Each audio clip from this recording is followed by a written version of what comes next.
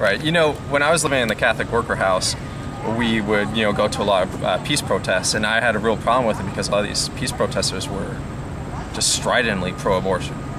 And this lady named Kathy, I went to Kathy and I said, how can we work with these people? How can we work with these people without compromising our basic beliefs? And she told me, Nate, if we only worked with people who had agreed with us, we wouldn't work with anybody. And I was like, yeah, okay, you're right. But I think maybe, I think what you're saying is that we can work with people. No matter who it is, there's something that we can find. Right. There is common ground, and I think we just have to, what the key thing, if we read Space Salvi and really integrated that into our faith, we would have a lot of hope.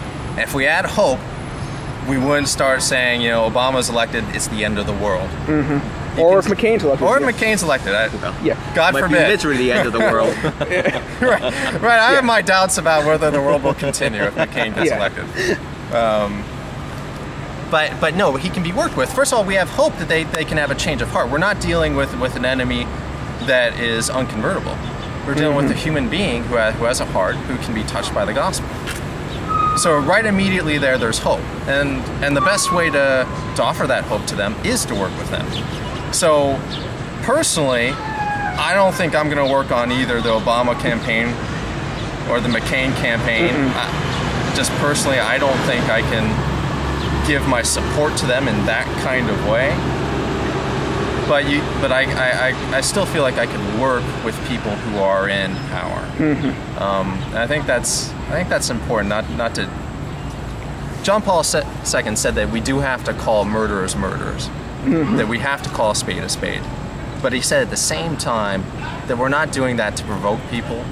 We're not doing that to make them stubborn. We're doing that to change their hearts.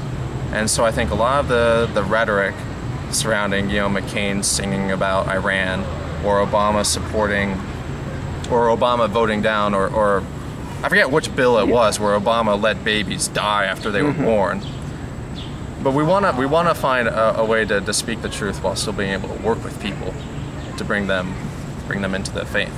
And I think that's oftentimes forgotten by both sides. It is. Because they will always be on the attack, but not on, here's how we can merge, or basically fix the bridges that have been broken. Right.